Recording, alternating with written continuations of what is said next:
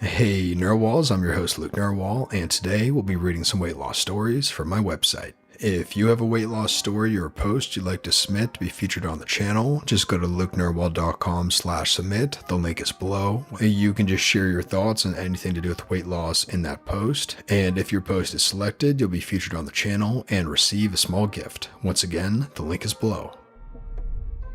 How trauma and a food disorder caused me to gain weight, and what I'm going to do about it.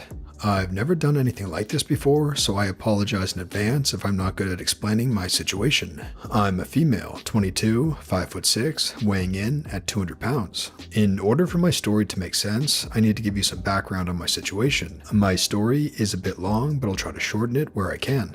Growing up, I was never really a fat kid. In fact, I would say that I was actually pretty average. I played outside often and really only ate 2 meals a day and a snack. And due to my parents' lack of knowledge on nutrition, the food we ate was less than optimal though. We would eat junk like pizza, fast food, microwave meals, and those super processed box food mixes that you just add meat to. The closest I came to eating vegetables was bits of broccoli and a microwave Alfredo pasta. Despite this poor diet, I still didn't gain weight because of how little of it I really ate and all the energy that I burned off. When I was 10 though, my mom had a friend visiting her from Germany. She was a plus-size woman, generally pretty nice, but it's hard not to resent her, as she was the catalyst of my weight troubles. Because she was visiting, I didn't really go outside like I usually would. I figured it would seem rude not to hang out and be sociable, so I stayed inside and ended up eating more as a result, because my mother was preparing special meals during her visit. Well, my mom's friend noticed, I guess, because on the last night of her visit, she pulled me aside to talk to me. My mom says that she didn't know about this.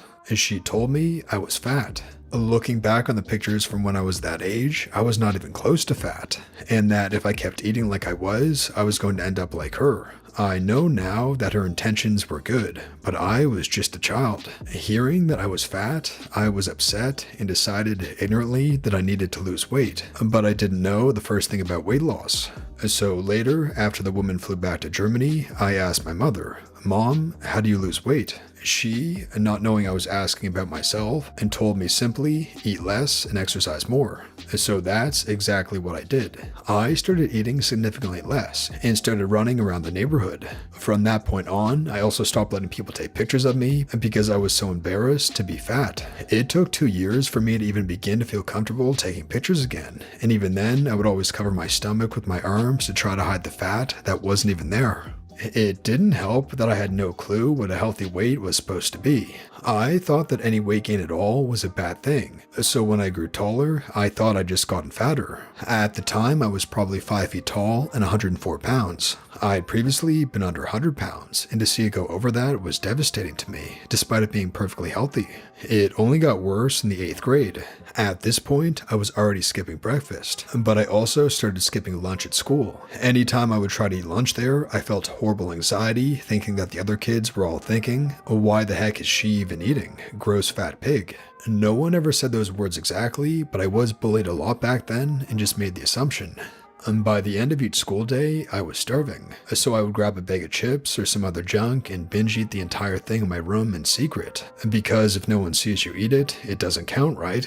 Then I would eat dinner, go to sleep, and repeat the next day. By the end of 8th grade, I was 5'6" and 140 pounds. I was devastated by what I believed was a high number. I still hadn't learned what a healthy weight was. Family members who hadn't seen me in a long time thought I looked great though, which confused me to no end. All I'd done was gain weight in my eyes. I figured I must have been doing something right though for people to have noticed. So during the summer break, I gave myself permission to eat a little bit more. I gained 15 pounds during that time, despite the fact that I was very active, which I now realize likely had more to do with muscle than fat. So when I started my first year of high school, I was really disappointed with myself and decided to go back to eating how I'd been before.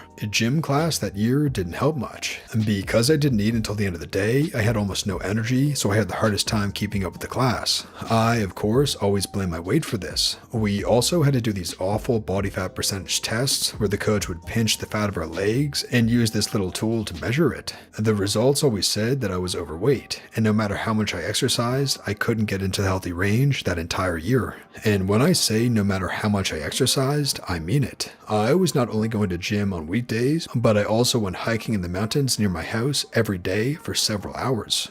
It wasn't until I was 17 that I learned to be comfortable with myself and my weight. I had my first job and met a guy who was 22 who thought I was the prettiest girl. He told me that I didn't need to lose weight. It was the first time that someone told me that, and I believed them. I was in great shape, was eating like a normal human being again, and most importantly, I was happy. I got a full year where I got to feel that way. Then, the traumatic event happened. I call it a traumatic event because the real word for what happened isn't particularly YouTube friendly. The best way to explain this without outright saying it was that I was at the 22-year-old's apartment. I was 18 at this point and we were good friends. He got drunk and well, he hurt me, for lack of a less demonetizable word.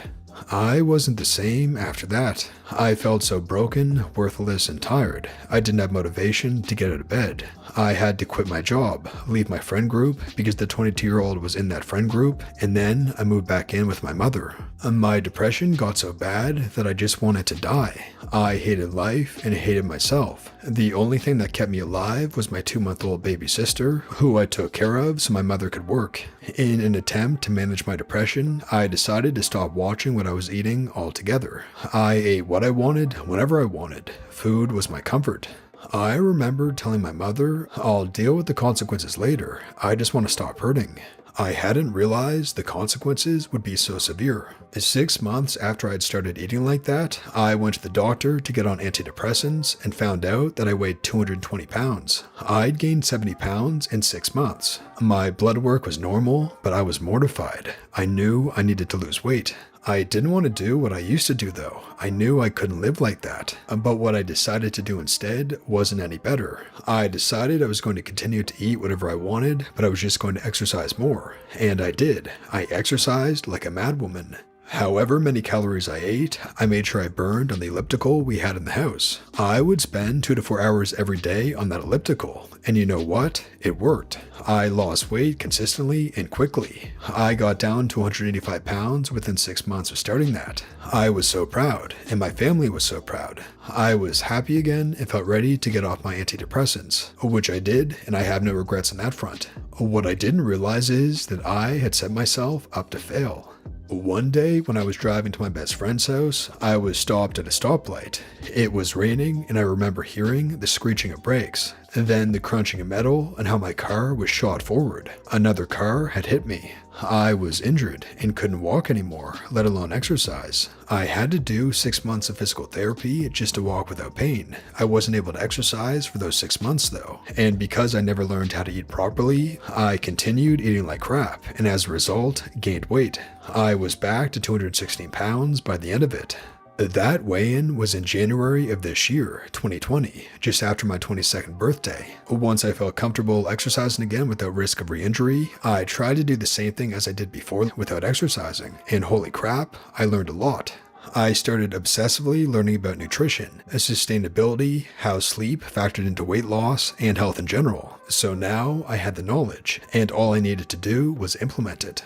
Changing what I was eating was surprisingly easy. I stopped eating fast food and drinking soda, and replaced all my unhealthy processed foods with healthier homemade versions. I've lost 16 pounds doing that alone without exercise, which may not seem like much to some, but it meant the world to me. The harder part for me has been portion control. I specifically say has been because unfortunately I'm not there yet.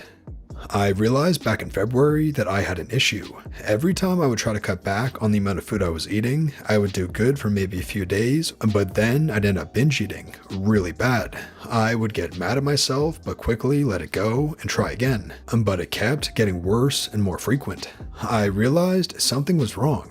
I knew all the things I was supposed to do to healthily lose weight, but there was a mental barrier that seemed to be preventing me from doing what I needed to do. I realized I couldn't do this alone anymore. I needed to bring my doctor to see what was going on, so I made an appointment for the soonest available time with a new doctor. My previous doctor retired. Then the lockdowns began. My appointments kept getting pushed out time and time again. I wasn't able to actually talk to a doctor until September. I explained everything to her, and after doing some blood work, she had me talk to a counselor and a psychiatrist. That brings me to today. The results from my blood work were mostly good. They are worried about my thyroid as it was high, and my family has a history of hypothyroidism. It wasn't high enough to warrant medication, which I'm really grateful for. I would prefer to tackle my weight loss without medication if possible, but we are going to watch it. The other thing I found out though is that I have a food disorder, which after researching the different types and looking back at my experiences isn't at all surprising. They aren't sure which one I have yet and have diagnosed it as unspecified for now. I was also referred to a specialist at a food disorder clinic. I'm hoping the specialist will be able to provide me with more information as to what exactly is going on and how to deal with it. There is a wait list to talk to the specialist as there's only one food disorder clinic in my city, so I still have to wait a bit longer for answers, but just knowing that there is a reason for why I'm having such difficulties and that I will be able to get the help I need is a huge relief. So things are looking up. Even with all the challenges I've gone through and the challenges I've yet to face, I am the happiest I've been since I was a kid. I'm hopeful for the future and ready to work hard to get to and maintain a healthy weight. When I lose the weight, I will submit an update post if people are interested. Good luck to all of you out there who are on a weight loss journey. We can do this together. And that brings us to the end of the video, Narwhals. If you enjoyed this video, be sure to give it a like and subscribe for more weight loss stories just like this.